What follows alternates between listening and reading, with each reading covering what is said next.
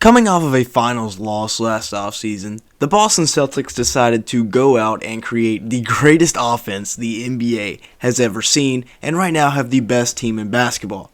Coach Joe Mazzulla, I believe is how you pronounce it, has not missed a beat after the suspension of Ime Udoka. The Killer Jays are on an absolute different level from everybody else in the NBA. They have surpassed Kawhi and PG as the best wing duo in the league, and I can say that with confidence. And they've got a great supporting cast. The Time Lord hasn't even played this year, one of the best defensive bigs in the NBA. Marcus Smart still playing at that Defensive Player of the Year type caliber, but he's reduced turnovers a lot. Malcolm Brogdon was the perfect addition this offseason. Grant Williams has actually stepped it up a little bit, and Derek White is still playing well in that role as the benchman. So yeah, we're going to be talking a lot about the Boston Celtics. Make sure to like button and leave me a comment down below, as it really helps out in the YouTube algorithm. Now let's go ahead and get started looking at the best offense in the history of the NBA, which resides in Boston. They are first in offensive rating in the NBA, of course, because they have the greatest offensive rating of all time.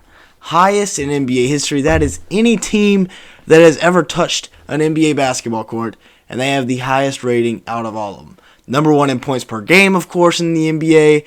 Nobody's even really close. They are 2 points ahead of everybody else in the offensive rating, and they're also first in net. This is a team that last year really relied on their defense to make it to the finals. With the new coach, maybe they decided, we're going to be offensive-oriented, because Jayson Tatum is almost unguardable this year. Jaylen Brown is still a monster in himself. They are fourth in field goal percentage, third in three-point percentage in the NBA.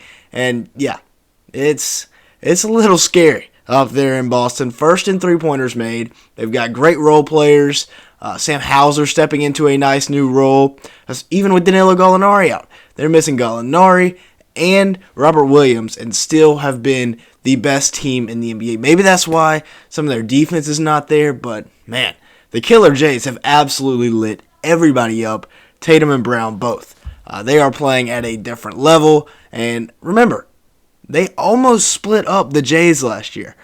They were about 500 at the deadline. It was, reportedly, they were kind of close to splitting them up, but it was a good thing they didn't, because Jayson Tatum has come out on a different level this year. The man is averaging 31 points a night, 7.4 rebounds, and 4.1 assists a night. Alongside of Jaylen Brown, they are too tough to stop. Previously, I compared them to Kawhi and Paul George, but, them being younger and those guys not being able to stay healthy, this is the better wing duo. 48% from the field, 37% from three, 1.4 steals, and 0.9 blocks a night.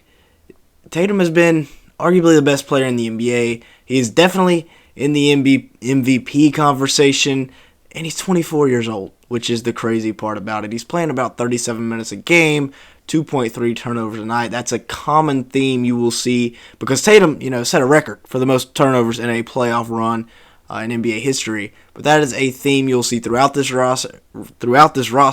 They are really bringing the turnovers down. Now looking at Jaylen Brown, the other of the Killer Jays. Old picture, I know. But he's averaging 25 points a game, 6.5 boards, and about 3 assists a night. He is playing very good basketball as well. If one of them doesn't drop 30, if Tatum has an off night, says drop 20, Brown's going to be right there to drop 35, and vice versa. And then sometimes they just both go for 35, which is the scary part about it. Brown's shooting at 49% from the field, 33% from three, and averaging 1 steal per game this year.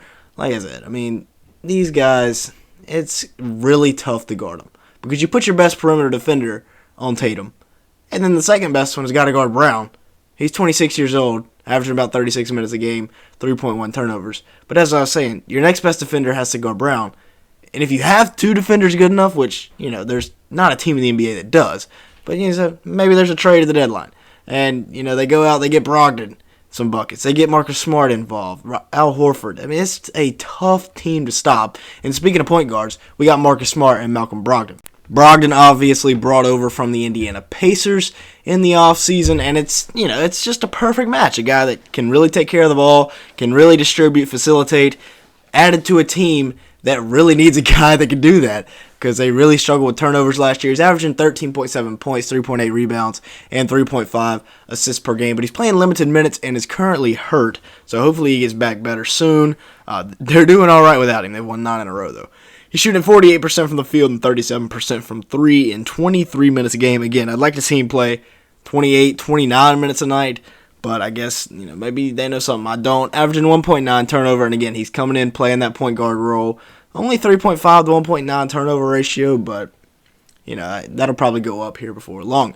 Marcus Smart, 11.4 points, 7.2 assists, which is a big raise in his game. Really facilitating this year, 3.1 rebounds a night. Still playing very good defense as well, averaging about 1.1 steals a night.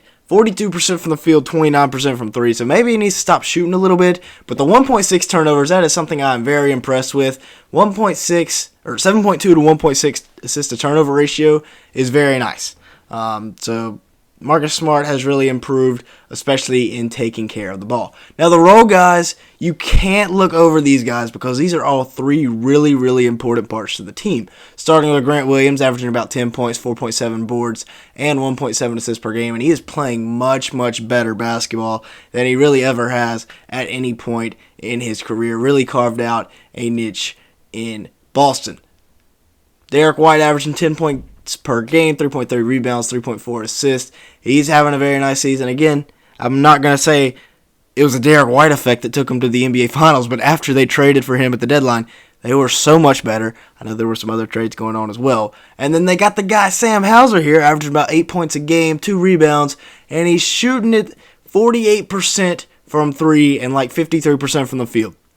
That's really what you need there out of your bench production, guys that can shoot it. Now let's take a look here at the bench situation, the big situation. You got Danilo Gallinari out for the year. Robert Williams hasn't played this year. Al Horford, an aging Al Horford, is the only guy that has really played this year.